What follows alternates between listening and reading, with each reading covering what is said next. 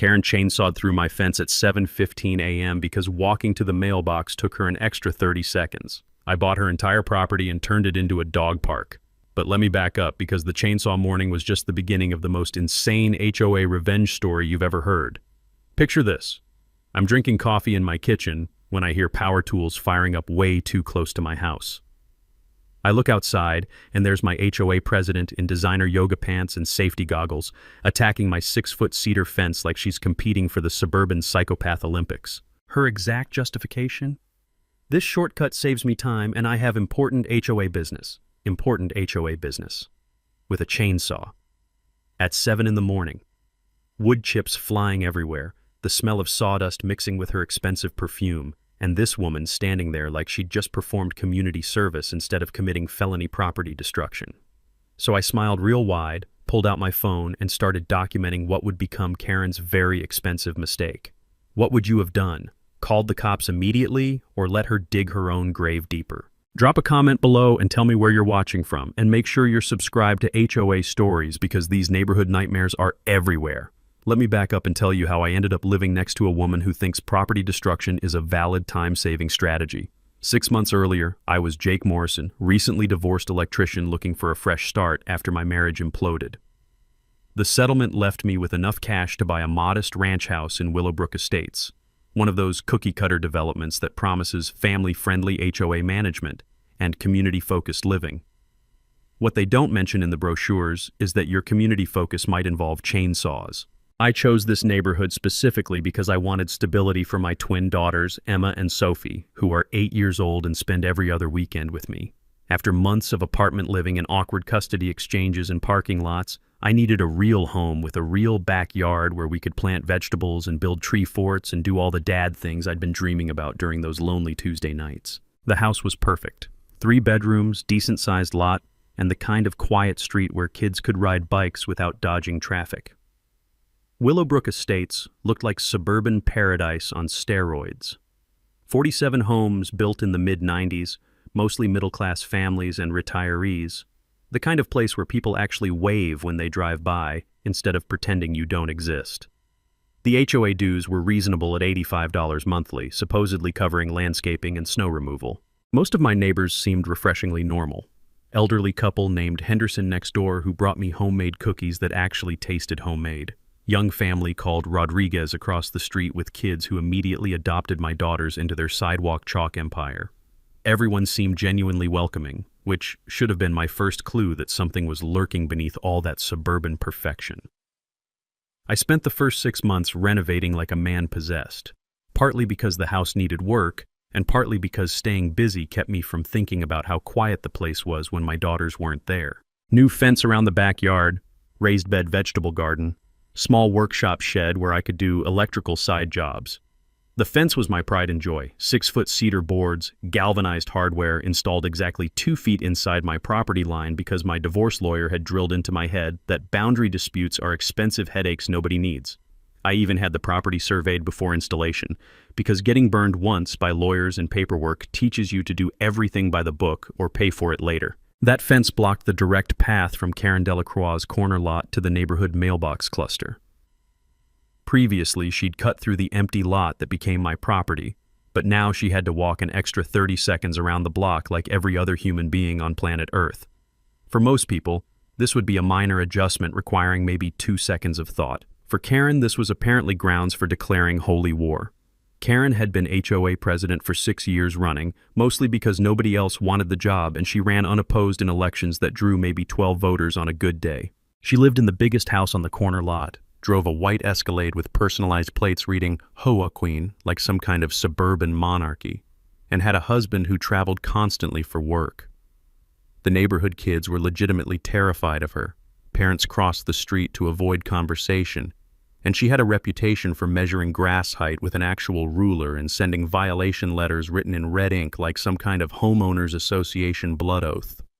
Her first approach was what you might call diplomatically entitled. She knocked on my door 3 days after I finished the fence, wearing a fake smile and carrying a plate of store-bought cookies still in the plastic container.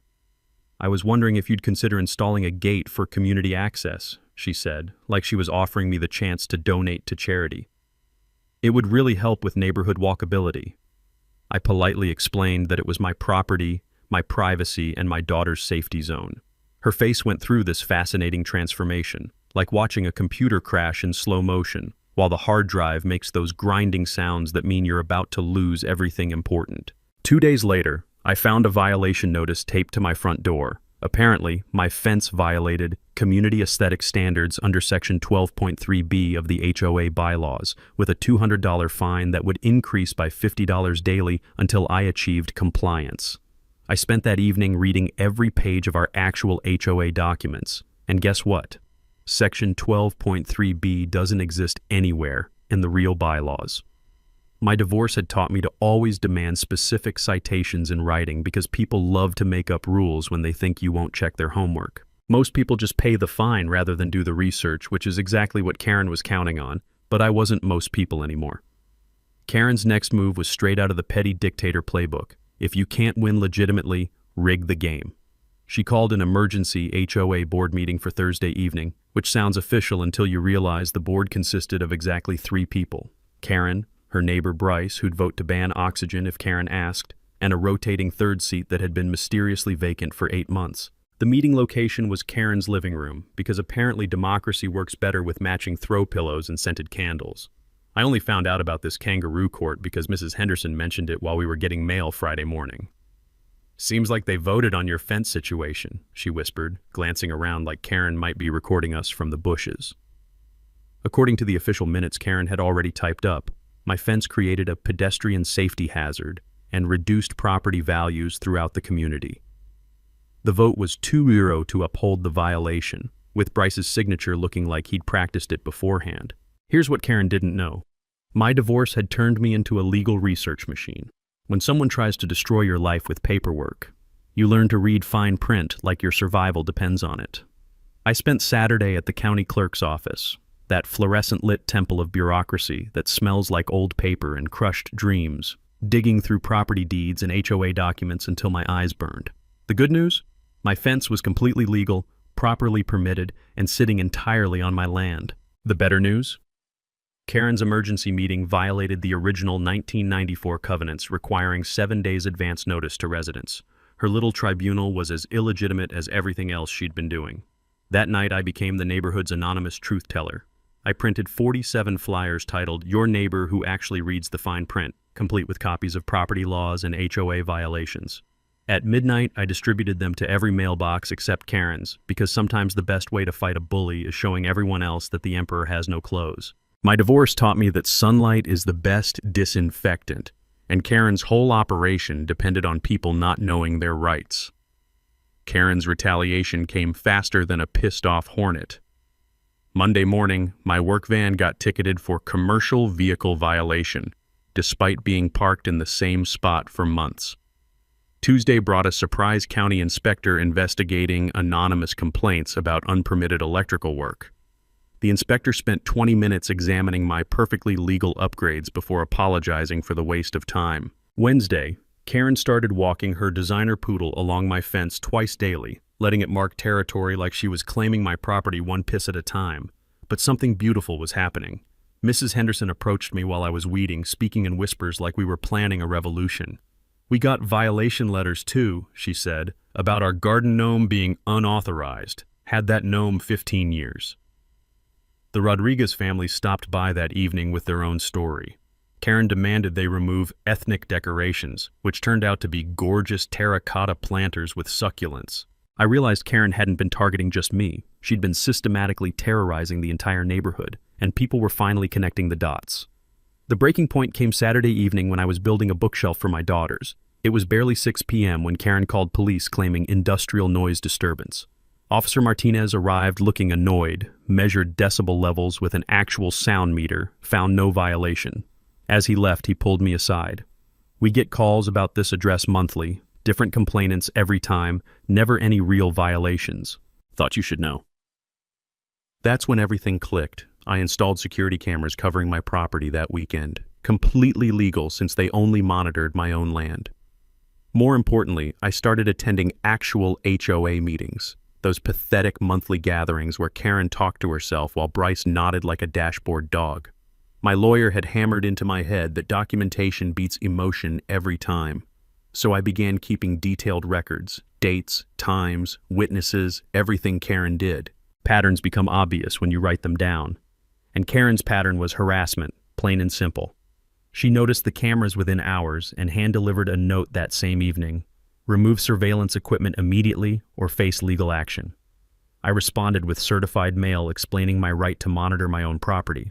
When she had to sign for that letter, her face went through this incredible transformation, like watching someone realize they've been playing checkers while everyone else moved to chess.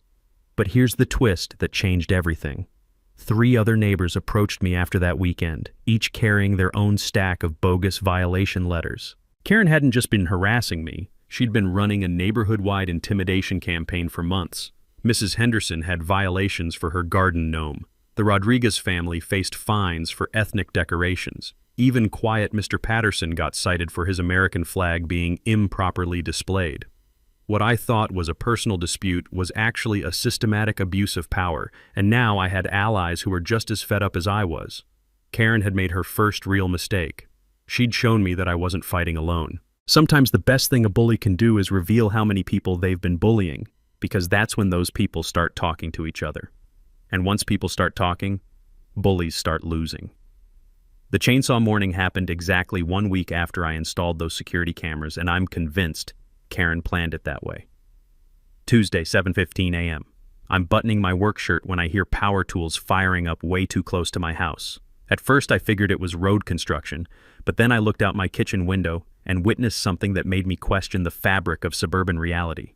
Karen Delacroix, dressed in designer yoga pants like she was heading to Pilates, attacking my fence with a chainsaw like she was competing for the neighborhood psychopath Olympics. I grabbed my phone and hit record while she cut a perfect 4-foot section out of my fence, scattering cedar chunks across my tomato plants like woody confetti from hell.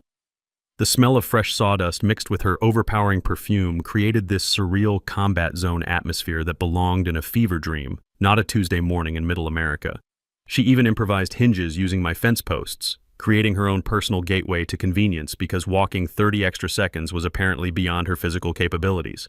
When I stepped outside in my work clothes, Karen looked up from her destruction with the kind of righteous confidence usually reserved for people who've just discovered fire.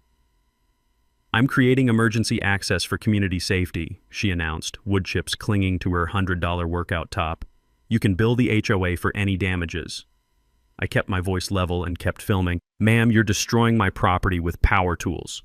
Her response was peak Karen entitlement. "I'm improving community infrastructure for everyone's benefit." I called police while still recording, and Officer Martinez arrived within 20 minutes looking like he'd rather be chasing actual criminals. By then, Karen had undergone a complete personality transplant from chainsaw-wielding property destroyer to victimized suburban mom dealing with an unstable neighbor. She claimed I'd threatened and intimidated her while she was performing necessary community maintenance. The video evidence told a completely different story, but then Marcus Delacroix arrived in his expensive German sedan and $1,000 suit, and suddenly everything became a legal chess match. Marcus turned out to be senior partner at Delacroix and Associates, specializing in municipal law with contracts throughout the county. Within minutes, Karen transformed from chainsaw maniac to confused community volunteer, being harassed by an aggressive resident. Officer Martinez pulled me aside with advice that changed my entire approach. "Press charges now, or this escalates until someone gets seriously hurt. People like this don't stop until the law makes them stop." That afternoon, I filed criminal property destruction charges. But more importantly, I started investigating the Delacroix money trail. What I discovered made Karen's fence obsession look like small potatoes. Marcus's firm held over $200,000 in annual contracts with our county, including snow removal, landscaping, and legal services. The exact same services our HOA supposedly hired through competitive bidding. Karen wasn't just power tripping. She was potentially running a corruption scheme funneling neighborhood money directly into her family bank account. The financial pattern was obvious once I started tracking public records. Our HOA dues had tripled during Karen's 6 years as president, but actual services remained identical. Meanwhile, Marcus's firm was getting no-bid contracts for everything from legal consultations to lawn maintenance. Every dollar we paid in increased fees was potentially ending up in Karen's household budget. which explained why she fought so viciously to maintain control. The community awakening happened organically when neighbors started connecting dots. Mrs. Henderson's garden gnome violation came right after she questioned HOA expenses at a meeting. The Rodriguez family got solar panel citations the day after requesting financial transparency. Sarah's kid's swing set became aesthetically non-compliant hours after she suggested competitive contractor bidding. Karen had been systematically retaliating against anyone who threatened her financial arrangement, using fake violations as weapons to silence dissent. Karen's counterattack was predictably desperate. She filed complaints claiming my security cameras violated community privacy standards that existed nowhere in our actual bylaws. She organized an emergency meeting about my threatening behavior, expecting her usual audience of 3 sycophants and getting shocked when 12 residents showed up demanding answers. When I played the chainsaw video, you could hear a pin drop except for people's jaws hitting the floor. That's when Eleanor Matsushima changed everything. This quiet, elderly woman who'd lived here since construction stood up with the kind of authority that makes courtrooms go silent. "I've been reviewing our governing documents," she said, producing a thick folder, "and none of these violations have any legal basis whatsoever." Eleanor was a retired paralegal who'd been quietly documenting Karen's illegal rulemaking for months, waiting for the right moment to strike. She had evidence that Karen's additional restrictions violated both our original covenants and state HOA law. Eleanor volunteered to help me file complaints with state oversight boards I didn't know existed, and suddenly Karen's face went through this incredible transformation, like watching someone realize they've been playing poker with their cards face up while everyone else could see their bluff. She stormed out, slammed the door hard enough to crack the frame, and burned rubber, leaving the parking lot like she was fleeing a crime scene. But as I watched her taillights disappear, Mrs. Henderson grabbed my arm with surprising strength. "She once tried to fine us for our grandson's birthday party being too loud," she whispered. 8-year-olds singing happy birthday was apparently a noise violation. That's when the full scope hit me. We weren't just fighting one unhinged neighbor. We were dismantling years of systematic terrorism that had been poisoning our entire community, one bogus violation at a time. Karen's lawyer husband entered the fight like a corporate shark who'd just smelled blood in perfectly manicured suburban waters. Marcus Delacroix appeared at my door Thursday evening carrying a briefcase that probably cost more than my truck, delivering a cease and desist letter printed on letterhead so expensive you could probably frame it. The demands were elegantly simple: remove my security cameras, stop harassing his wife, and pay $3,000 in community damages for the emotional distress I'd allegedly caused Karen. The unspoken message was even simpler: back down now, or we'll bankrupt you fighting legal battles you can't afford. My divorce had taught me to recognize intimidation tactics wrapped in legal language, so I called Patricia Huang, the HOA specialist Eleanor recommended. Patricia took one look at Marcus's threat letter and burst out laughing like someone had just told her the world's best lawyer joke. "This is the most blatant abuse case I've seen in 15 years, she said, still chuckling. "And trust me, I've seen some real doozies. Your neighbor's husband just committed several ethics violations in one document. Apparently threatening residents while representing their HOA created conflicts of interest that could cost Marcus his law license, especially when his firm was simultaneously profiting from community contracts." Patricia ordered a complete title search of every property in Willowbrook, which sounded about as exciting as watching paint dry, until she called me 3 days later with news that made my coffee cup slip right out of my hands. Karen's corner lot had been designated as community green space in perpetuity, according to the original 1994 developer agreements. Her $600,000 house was sitting on land that legally belonged to every resident in the neighborhood. Every improvement she'd made, the pool house, expanded driveway, even her precious garden, technically belonged to all of us. Karen had been playing dictator over property she'd never actually owned. The smell of irony was so thick you could cut it with Karen's chainsaw. While Patricia was uncovering this legal bombshell, Eleanor was organizing residents at the library with the efficiency of a retired paralegal who'd been waiting her whole life for this moment. 23 households showed up, more community engagement than we'd seen during Karen's entire 6-year reign of terror. I presented our timeline of harassment while Eleanor provided legal context, and watching people's faces as they realized they'd been systematically scammed was like watching light bulbs turn on across a dark neighborhood. When we voted on demanding Karen's resignation and financial audit, the result was so unanimous you could hear the collective exhale of relief echoing off the library walls. But Karen's response was pure, scorched earth warfare. She filed harassment complaints with the sheriff claiming Eleanor and I were running a criminal conspiracy against her family. She provided edited video that made me look like an aggressive maniac, carefully removing the parts showing her attacking my fence with power tools. She even requested restraining orders to prevent me from attending HOA meetings, essentially trying to use the courts to silence community oversight. But desperation makes people sloppy, and Karen was operating in full panic mode. The Henderson couple revealed she'd offered them $500 cash to sign a statement supporting her harassment claims. Sarah shared that Karen promised to waive her kid's swing set violation in exchange for testimony about my threatening behavior. The pattern was obvious to anyone with half a brain.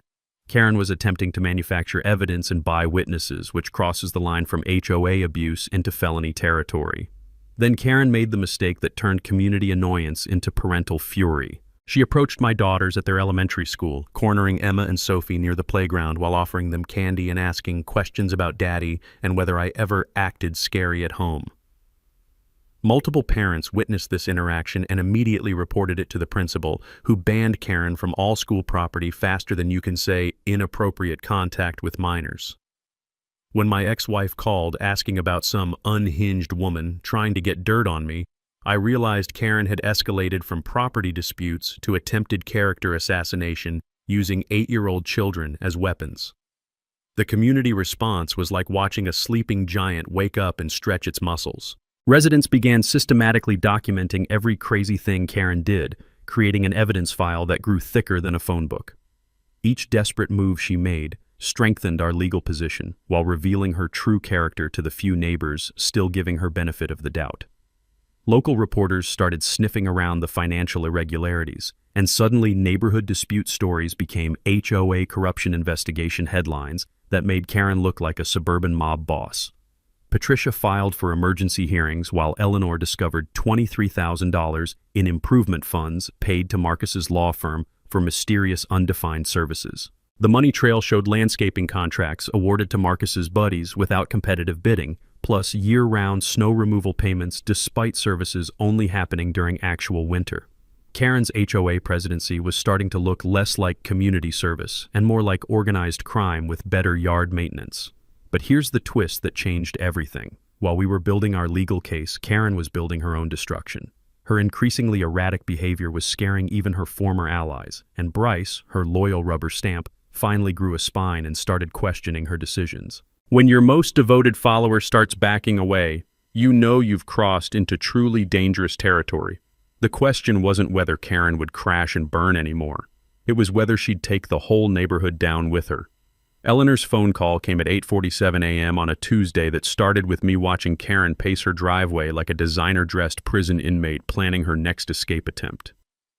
"Jake, you need to sit down for this," Eleanor said, her voice vibrating with barely contained excitement. I was already sitting with my morning coffee, but something in her tone made me set the mug down and grip the kitchen counter like I was bracing for impact. "I found something at the county courthouse that changes absolutely everything," she continued, and I could hear papers rustling in the background like she was handling evidence from a crime scene. While digging through property records for our legal case, Eleanor had discovered the original 1994 developer agreements buried in a filing cabinet that looked like it hadn't been disturbed since grunge music was popular. Hidden in the dense legal language was a clause that made my heart perform gymnastics. Karen's corner lot was designated as community green space in perpetuity. The words hit me like a cartoon anvil falling from a great height. Karen's $650,000 house was sitting on land that legally belonged to every resident in Willowbrook Estates, forever. Her entire property, the main house, pool house, expanded driveway, even her precious rose garden, had been built on community land that was sold illegally to the previous owner, who then flipped it to the Delacroix without anyone bothering to read the microscopic print that would have prevented this whole mess. The irony was so thick you could serve it at Thanksgiving dinner. The woman who'd been terrorizing us with fake property violations was essentially an extremely well-dressed squatter living on stolen community land while claiming authority over the people who actually owned it. Patricia's legal assessment was brutally simple. We could force Karen to buy the land at market value, demand she sell the house back to the community, or drag her through years of expensive litigation that would probably end with her family losing everything. But sitting there in my kitchen, surrounded by the smell of cooling coffee and the morning sunlight streaming through windows that Karen had tried to regulate with her imaginary bylaws, I felt something completely unexpected. Instead of the victory rush I'd been anticipating for months, a heavy weight settled in my stomach like I'd swallowed a bowling ball. This discovery gave us the power to destroy Karen's family as completely as she'd tried to destroy our community, and the opportunity for perfect revenge felt absolutely awful. Eleanor seemed to read my emotional state through the phone lines. "We're not trying to destroy lives here, Jake," she said in that calm, wise voice that made me understand why she'd been such an effective paralegal. "We're trying to restore fairness and heal our community. There's a difference between justice and cruelty, and that difference defines what kind of people we choose to be." That evening's emergency community meeting drew 34 residents to the library conference room, more people than had attended every HOA meeting in the past 3 years combined. The air buzzed with nervous energy and the distinctive smell of institutional coffee mixed with anticipation. Eleanor presented her findings with the methodical precision of someone who'd spent decades handling legal documents, and watching our neighbors' faces as they processed the implications was like watching a slow-motion explosion of understanding ripple through the room. The psychological shift was immediate and dramatic. Karen went from neighborhood dictator to community tenant in the span of 20 minutes. We weren't fighting harassment anymore. We were managing a real estate crisis that would test our community's character. Notably, Karen skipped the meeting despite receiving a hand-delivered invitation, and neighbors reported seeing a moving truck in her driveway that morning. Sometimes the most telling response is complete silence. The question was no longer whether we could win this fight. The question was what kind of victory we wanted to achieve, and whether we'd choose justice or revenge when the opportunity for both was sitting right there in black and white legal documents that smelled like old paper and possibilities. The community strategy session felt like a cross between a town hall meeting and a military planning operation, except instead of discussing bridge repairs or invasion tactics, we were democratically deciding how to handle our accidental real estate empire.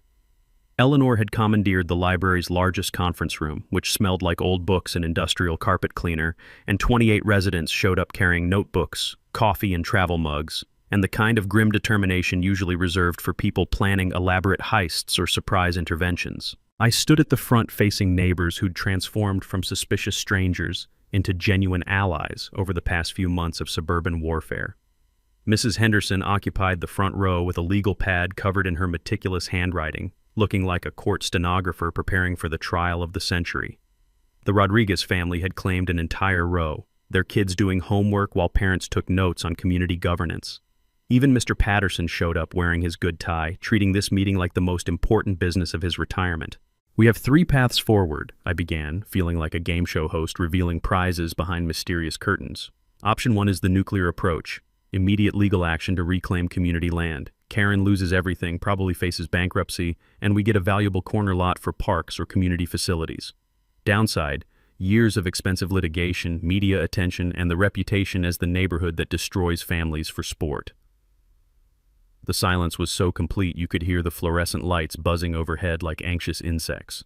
Sarah raised her hand with the hesitation of someone asking a dangerous question. "What happens to their teenage son?" The room shifted uncomfortably as everyone suddenly remembered that total victory involves real collateral damage to innocent people, including kids who never asked to be part of their mother's suburban reign of terror. "Option 2 is the buyout solution," I continued, watching faces process the implications. "Karen purchases the land at fair market value, $180,000. Money funds genuine community improvements. Delacroix keep their house but lose HOA control. Everyone moves forward with dignity. Clean resolution, fair compensation, no destroyed lives cluttering our collective conscience." Eleanor nodded from her strategic position near the windows, afternoon sunlight highlighting her silver hair like she was some kind of suburban oracle dispensing wisdom to confused homeowners. She'd been advocating for this measured approach since the property discovery, arguing that communities heal through justice rather than vengeance. Sometimes the difference between winning and actually solving problems comes down to choosing solutions that let you sleep peacefully afterward. "Option 3 is compromise territory," I said, though I could already read the room's temperature dropping. Reduced payment of $90,000 plus immediate resignation and public apology. We get improvement funding, she keeps her home with smaller financial hit, and we test whether reconciliation is possible after major conflict. The secret ballot process took 20 minutes of people marking index cards like we were electing a new pope, complete with hushed conversations and strategic glancing. When Eleanor tallied results, option 2 won decisively with 18 votes, option 3 captured 7, and only 3 residents chose nuclear warfare. The message was crystal clear. Our community wanted justice seasoned with mercy rather than revenge served ice cold. Patricia's legal strategy was beautifully elegant in its simplicity. File quiet, title action, establishing community ownership, while simultaneously offering voluntary settlement terms. This created 30-day deadline pressure without immediate nuclear consequences, giving Karen time to make rational decisions while protecting our legal position. All costs would come from eventual settlement, meaning zero financial risk for individual residents. My divorce education had taught me to appreciate lawyers who think like chess masters rather than just expensive bulldogs. The budget planning session felt like Christmas morning for anyone who'd ever wondered where their HOA dues actually disappeared. Eleanor's transparent spreadsheet for the $180,000 windfall made everyone's eyes light up like kids discovering presents under the tree. Priority 1, professional HOA management company at $12,000 annually, finally ending the era of amateur hour dictatorship forever. Priority 2, accessible playground equipment worth $35,000 of swings, slides, and community joy. Priority 3, community garden with raised beds and irrigation systems. $15,000 of vegetables we could donate to the food bank while teaching kids where tomatoes actually come from. Remaining funds would earn interest in emergency reserves, protecting against future special assessments and major repair surprises. For the first time in years, residents were excited about HOA finances instead of dreading them. Transparency works magic, transforming suspicious neighbors into engaged community stakeholders who actually want to participate in local governance. Meanwhile, I spent evenings repairing chainsaw damage to my fence using premium materials that would outlast Karen's entire HOA presidency. Where she'd destroyed, I installed a decorative gate my daughters could use accessing the future community garden. Transforming destruction into improvement felt like the perfect metaphor for everything we were accomplishing together. Sometimes the best response to someone trying to tear down your boundaries is building something beautiful and permanent in their place. The professional management company Eleanor found specialized in community healing after board dysfunction, with 15 years' experience helping neighborhoods recover from exactly our type of situation. Their services included transparent financial management, professional meeting facilitation, and guaranteed compliance with state regulations. The cost was significantly less than continued warfare, proving that sometimes paying professionals to handle complicated situations is the smartest investment possible. Karen's scorched earth response arrived like a legal tsunami hitting a beach town full of people who'd never seen the ocean angry. Marcus served papers simultaneously to 15 residents involved in our community organization, claiming we were running a criminal conspiracy to commit extortion and seeking $500,000 in damages, plus restraining orders that would prevent us from breathing in each other's general direction. The strategy was brutally elegant. Bankrupt every family in the neighborhood through legal fees before our property case could reach court. Because if you can't win on merit, you can always try to outspend people until they surrender from pure financial exhaustion. The media blitz began within hours, with Karen calling Channel 7 News claiming she was the victim of a neighborhood mob targeting an innocent family. She arrived for the interview wearing her most sympathetic outfit, a soft cardigan that probably cost more than my monthly car payment, and provided carefully edited footage that made her look like a suburban saint under siege by unstable residents. The smell of her desperation was masked by expensive perfume, but anyone paying attention could detect the underlying panic. Watching that broadcast felt like living in an alternate universe where chainsaws were gardening tools and property destruction was community service. But desperation makes people cross lines they'd never consider during rational moments, and Karen was operating in full survival mode.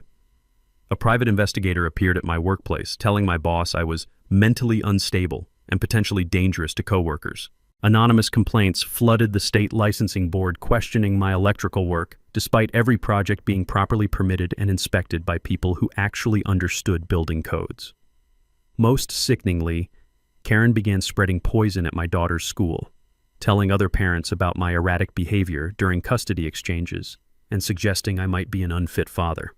The community siege intensified with military precision. Residents received threatening letters from Marcus's law firm demanding they cease all conspiracy activities or face individual lawsuits that would cost more than most people's annual salaries. Eleanor, our retired paralegal general, faced an Adult Protective Services investigation claiming she was being manipulated by unstable neighbors. The Rodriguez family discovered someone had reported them to immigration authorities despite being American citizens longer than I'd been alive. Karen's willingness to destroy innocent families, including elderly neighbors and legal immigrants, revealed the true scope of her moral bankruptcy. Marcus froze our HOA bank accounts, claiming fiscal mismanagement, leaving us without snow removal, just as winter weather hit with the timing of a cosmic practical joke. Legal bills mounted like credit card debt during a gambling addiction, as residents collectively spent 15,000 monthly fighting lawsuits designed to drain resources rather than resolve anything. Karen's financial warfare was working. Forced surrender through bankruptcy because most working families can't sustain legal battles indefinitely. Then Karen made the mistake that turned community annoyance into parental fury. She cornered my daughters at their elementary school, approaching Emma and Sophie near the playground with questions about Daddy's friends and whether I ever acted scary at home. The sound of other parents' shocked voices as they intervened still echoes in my nightmares. When the principal called to explain that Karen had been banned from all school property, my hands shook so badly I nearly dropped the phone. My ex-wife's call that evening confirmed my worst fears. Some completely unhinged woman approached me at the grocery store asking about your mental health and parenting, she said, her voice tight with protective anger. Jake, this person is dangerous. What the hell is happening over there? Hearing genuine concern from someone who'd divorced me was somehow more terrifying than any legal threat Marcus could file. But Karen's nuclear tactics were backfiring in spectacular fashion. Her surveillance operation was hemorrhaging money faster than a yacht with a hole in its hull, suggesting the Delacroix family was financially bleeding while accomplishing nothing except documenting their own illegal harassment. Marcus's law partners were reportedly questioning the ethics violations and frivolous litigation that threatened their municipal contracts worth hundreds of thousands annually. Sometimes the most effective strategy against enemies is giving them enough rope to hang themselves while staying safely out of range. Officer Martinez started making regular patrol stops, not because of Karen's complaints, but because her behavior had escalated beyond neighbor disputes into genuine criminal territory. During one visit, he shared something that made my blood run cold. 17 different complaints about various residents in 30 days, all from the same address. Someone's weaponizing our department, and that's not normal suburban conflict anymore. The community's response was methodical documentation of every crazy thing Karen did, creating an evidence file that looked like preparation for a war crimes tribunal. Patricia filed sanctions motions against Marcus while requesting expedited hearings on our property case, but the psychological cost was devastating. I lay awake calculating how long my savings could sustain legal bills while protecting my daughters. Eleanor's health visibly deteriorated under constant harassment, and several neighbors discussed surrender despite knowing it would only encourage Karen's terrorism of future victims. Here's the twist that changed everything. While we were building our legal fortress, Karen was simultaneously destroying her own credibility so thoroughly that even her former allies started backing away. Bryce, her loyal rubber stamp, finally grew a spine and publicly questioned her judgment during a neighborhood encounter. When your most devoted supporter abandons ship, you know the vessel is taking on water faster than anyone can bail. The knock on my door Tuesday morning had a different quality than the usual parade of process servers, more official, more serious, carrying the weight of federal authority that makes your coffee taste like sawdust, even when you've done nothing wrong. Agent Sarah Morgan from the FBI Civil Rights Division stood on my porch in a crisp navy suit, holding credentials and wearing the expression of someone who'd investigated enough hate crimes to recognize patterns from orbit. Mr. Morrison, we understand you've been documenting systematic harassment targeting Hispanic families in your community, she said. And my stomach dropped as I realized Karen's bigotry had escalated into federal crime territory. The interview lasted 3 hours, with Agent Morgan methodically reviewing Eleanor's documentation, while the smell of her government-issued coffee filled my kitchen like evidence of bureaucratic seriousness. Karen's harassment of the Rodriguez family, reporting legal citizens to immigration authorities, demanding removal of ethnic decorations, questioning their right to live in American neighborhoods, constituted civil rights violations that carried prison sentences measured in years rather than the slap-on-the-wrist fines we'd been expecting. Eleanor's paralegal training had created an evidence trail so thorough that federal investigators were genuinely impressed by witness statements, recorded conversations, and timeline documentation that revealed systematic discrimination patterns. Marcus's prestigious law firm was disintegrating faster than a house of cards in a hurricane. Emergency partner meetings addressed growing scandals threatening municipal contracts worth hundreds of thousands annually, while their malpractice insurance company questioned coverage for the frivolous lawsuit epidemic Marcus had unleashed. The state bar investigation had accelerated from routine inquiry into active prosecution, and Marcus faced an ultimatum from his own partners: resolve this neighborhood nightmare immediately, or face partnership termination plus potential disbarment that would end his legal career permanently. But the school district crisis revealed Karen's most disturbing escalation yet. Principal Williams provided security footage showing Karen approaching multiple children near the playground, offering expensive toys while asking inappropriate questions about their parents' activities and relationships. The footage captured her targeting not just my daughters, but several kids whose families had opposed her HOA dictatorship.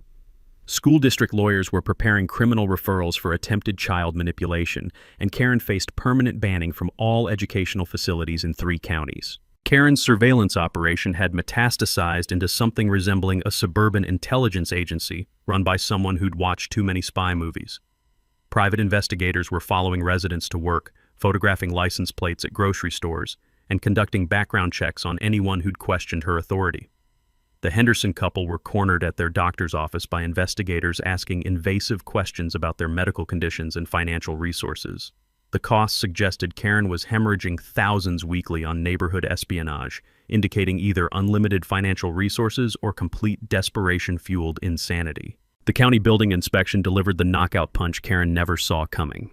Inspectors discovered $75,000 in unpermitted additions that violated every safety code imaginable: electrical work that could start fires, plumbing modifications that violated health standards, and structural changes that made the house potentially uninhabitable. Karen faced $25,000 in immediate fines plus astronomical costs to bring everything to code or demolish the illegal construction entirely. The woman who'd terrorized neighbors over imaginary violations was living in a house that violated actual laws. My custody weekend became Karen's final desperate gambit when she approached Emma and Sophie at Riverside Park, offering them $100 toys while asking if Daddy ever talked about hurting the bad neighbors or had scary friends visiting the house. The sound of my 8-year-olds describing this interaction made my hands shake so violently I could barely hold the phone. Multiple parents witnessed the encounter and physically intervened, with one father literally standing between Karen and my children, while another live-streamed the confrontation on social media. Our neighborhood transformed into something resembling a witness protection community as Karen's behavior became increasingly erratic and threatening. Residents organized escort rotations for children's activities, installed motion sensor lights throughout common areas, and coordinated with police for hourly patrol increases. The playground where kids used to ride bikes freely now required parental supervision and security protocols. Karen had succeeded in terrorizing an entire community, but her reign of fear was about to end spectacularly. Federal charges arrived with the swift efficiency of government machinery finally clicking into gear. Karen was arrested at 6 a.m. on multiple civil rights violations, with additional charges including stalking, witness intimidation, and conspiracy to violate constitutional protections. The FBI had been building systematic harassment cases for months, and Karen's documented behavior provided the perfect test case for federal prosecution of neighborhood terrorism. Agent Morgan explained that Marcus wasn't charged, but cooperation with the investigation was mandatory, or he'd face his own federal consequences. The property case proceeded uncontested with Karen in federal custody, and our community received clear title to land under her house plus automatic judgment for $180,000 in damages. But watching the FBI perp walk Karen out of her house in handcuffs while neighbors stood on their porches in shocked silence felt more tragic than triumphant. Her teenage son sat in their car crying while his father tried to explain how his mother's need for control had destroyed their entire family. Agent Morgan's parting words haunted me. We've seen this escalation pattern before. People in minor authority positions become so obsessed with maintaining power that they commit increasingly serious federal crimes. Your neighbor crossed every line possible because admitting she was wrong felt worse than destroying everyone around her. The federal courthouse on that crisp October morning looked like the set of a legal drama, except the coffee-clutching reporters lining the steps were real, the news vans weren't props, and the 30-plus Willowbrook residents filling the gallery represented months of suburban warfare finally reaching its conclusion. The smell of institutional disinfectant mixed with nervous perspiration as our entire neighborhood held its collective breath, waiting to see whether justice would actually be served or just performed for the cameras. Karen shuffled into the courtroom wearing an orange detention jumpsuit that made her look like a deflated balloon version of the designer-clad tyrant who'd chainsawed through my fence 6 months earlier. Her transformation was so complete that several neighbors didn't recognize her until she sat down. Marcus occupied the front row beside their teenage son, a family portrait of consequences that made even her harshest critics feel uncomfortable about celebrating victory. FBI agent Morgan presented the government's case with the methodical precision of someone who'd built a career on systematic harassment prosecutions. Evidence tables displayed printed emails, recorded phone calls, surveillance photos, and financial records that painted 18 months of escalating civil rights violations in living color. But here's what made the whole room gasp. Agent Morgan revealed that Karen's surveillance operation had cost over $90,000 in just 4 months, money that came directly from illegally diverted HOA funds that belonged to all of us. The prosecution recommended 2 to 3 years federal prison plus full restitution, but Karen's attorney delivered a curveball that nobody saw coming. The psychiatric evaluation revealed that Karen had been struggling with undiagnosed bipolar disorder complicated by prescription drug addiction. Specifically, anxiety medications she'd been obtaining from multiple doctors without telling any of them about the others. Her escalating behavior wasn't just power-drunk authoritarianism. It was untreated mental illness amplified by chemical dependency that had turned a controlling personality into a genuine danger to community safety. When Judge Harrison called for victim impact statements, I approached the podium carrying my daughter's drawings wishing Karen to feel better, because 8-year-olds somehow understand forgiveness better than most adults. Your Honor, I used to think this case was about property lines and HOA bylaws, I began, feeling the weight of 30 families' experiences on my shoulders. But standing here today, I realize it was actually about what happens when fear and mental illness collide with unchecked authority, and how communities can choose healing over revenge even when revenge feels justified. I described the fear, the financial stress, the systematic intimidation that had poisoned our neighborhood, but I also talked about what we'd learned about ourselves. We discovered that ordinary people can build extraordinary solidarity when they're fighting for something bigger than individual grievances, I said, and several reporters started scribbling notes about the community organizing aspects of our story. But Eleanor's statement delivered the mic drop moment that would end up on evening news across the country. She approached the podium with a thick folder and the quiet confidence of someone who'd spent months documenting every detail of Karen's reign of terror. Your Honor, Mrs. Delacroix didn't just violate civil rights and misappropriate funds, Eleanor said, her voice carrying the authority of someone who'd survived decades of legal battles. She violated the fundamental principle that authority exists to serve communities, not to terrorize them. Then Eleanor opened her folder and revealed the bombshell nobody saw coming. Our investigation discovered that Mrs. Delacroix's harassment campaign targeted 14 of the 16 households that had questioned HOA finances over the past 3 years. This wasn't random neighbor conflict. This was systematic retaliation designed to silence financial oversight and maintain a corruption scheme that funneled community money into her family's business interests. The courtroom erupted in whispers as people processed the revelation that Karen's behavior was even more calculated than anyone had realized. She hadn't just been a crazy neighbor. She'd been running an organized intimidation campaign to protect a financial fraud operation that had stolen tens of thousands of dollars from working families. Judge Harrison's sentence reflected both the severity of the crimes and our community's advocacy for restorative justice. 18 months supervised release with mandatory treatment, full restitution of $127,000 in misappropriated funds, $50,000 for community healing programs, and permanent relocation away from our neighborhood. The court notes that victims advocating for their abusers' rehabilitation rather than maximum punishment demonstrates the kind of community character that makes democracy work, the judge said, and I felt proud of what we'd accomplished together. The property settlement was swift and decisive. Our community received clear title to Karen's land plus fair market compensation, while the Delacroix family would relocate for fresh starts that might actually help them heal as people rather than just change their address. But the moment that will stick with me forever came as we left the courthouse. A reporter asked what I'd learned from fighting Karen's tyranny, and I looked back at the building where justice had actually been served, then at 30 neighbors who'd transformed from frightened victims into engaged citizens. I learned that the best way to defeat a bully isn't to become one yourself, I said. It's to build something so strong and positive that bullying becomes irrelevant. That soundbite ended up on 3 national news programs, but more importantly, it captured what our neighborhood had really accomplished. We'd proven that ordinary people can choose extraordinary responses to extraordinary circumstances.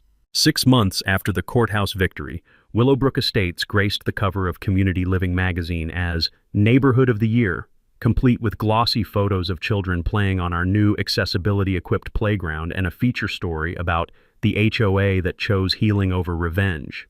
Property values had jumped 15%, not because we'd gotten rid of Karen, but because we'd proven that ordinary neighbors could solve extraordinary problems when they worked together instead of suffering in isolation. The transformation still amazes me every morning when I drink coffee in my kitchen, looking out at the community garden growing where Karen's house once cast shadows over our street. Our $230,000 community fund had become the gift that kept giving. Playground equipment that made every parent smile, raised garden beds producing vegetables we donated to the food bank, and an emergency reserve that meant no more surprise bills when life happened to our infrastructure. My daughters had healed in ways that made me proud to be their father. Emma no longer flinched when strangers approached at the playground, and Sophie had stopped having nightmares about the angry lady with the loud machine. Family therapy taught us all that scary experiences can become strength when you process them with love and honesty. Their favorite part of our neighborhood now was the community garden, where they'd learned that beautiful things can grow from ugly situations if you're patient and tend them carefully. Eleanor had transformed from retired paralegal into full-time community healing specialist, helping 12 other neighborhoods navigate conflicts without the legal bloodbath we'd endured. Conflict is just democracy that hasn't found its voice yet, she'd tell frustrated residents. And her success rate was remarkable because she understood that most neighborhood disputes were really about people feeling powerless rather than actually disagreeing about important issues. The annual Fence Day celebration had become our neighborhood's favorite tradition, marking not Karen's defeat, but our community's discovery of its own strength. This year's barbecue filled the entire block with the sounds of children laughing, parents actually talking to each other instead of avoiding eye contact, and teenagers who'd rather hang out in our neighborhood than escape to the mall. Mrs. Henderson's grandson, now 10, had appointed himself the official neighborhood historian, interviewing residents about the time when neighbors learned to be friends. Karen's recovery updates came through Marcus every few months, and they'd become genuinely hopeful rather than just legally required check-ins. She was thriving in Colorado, working with a nonprofit that helped families navigate housing discrimination, and had become an advocate for mental health awareness in community leadership roles. She sends her gratitude for how you all handled everything, Marcus had written in his last email. She knows she could have lost everything, and your community's mercy gave our family a chance to heal instead of just survive. The house where the Delacroix once lived had become our community center, complete with meeting rooms that smelled like fresh paint and possibility rather than conflict and fear. I taught monthly workshops on property rights and democratic participation, sharing practical knowledge that could prevent future neighborhood disasters. My favorite part was watching new residents' faces when they realized they lived somewhere that actually cared about their well-being rather than just collecting their dues. My relationship with Sarah had evolved from crisis partnership into something permanent that made my daughters giggle and plan wedding decorations without any prompting from adults. My woodworking hobby had become a neighborhood service, building custom fences for residents who wanted boundaries that marked friendship rather than territory. Every project reminded me that the strongest barriers are the ones that protect what you love rather than exclude what you fear. The newest family moving into our renovated community center house got the full Willowbrook welcome. Homemade cookies from Mrs. Henderson, help installing their mailbox from the Rodriguez family, and a complete neighborhood history delivered with enough humor to make trauma educational. Their kids immediately joined the sidewalk chalk empire and backyard soccer leagues, proof that we'd actually created the kind of place where children could grow up feeling safe and included. Standing in my backyard last weekend, watching neighbors gather for another impromptu barbecue, I realized we'd learned something more valuable than how to fight bullies. We'd discovered how to build communities so strong and positive that bullying becomes irrelevant. The fence that started everything now marked the boundary of a neighborhood where people chose to solve problems together rather than suffer alone. Got your own HOA horror story? Drop it in the comments below. Share your battle scars with the HOA Stories community because you're definitely not alone. And there are legal ways to fight back that don't require chainsaws or federal investigations. And smash that subscribe button for more stories about ordinary people who refuse to back down when petty tyrants tried to make their lives miserable. Because sometimes the best way to deal with a Karen is to out-organize her with kindness, persistence, and really good documentation. From all of us here at HOA Stories, thanks so much for watching today's HOA Karen Meltdown. If you enjoyed seeing neighbors stand their ground and karma catch up, smash that like button, leave a comment with your thoughts, and subscribe so you won't miss the next HOA drama we bring you.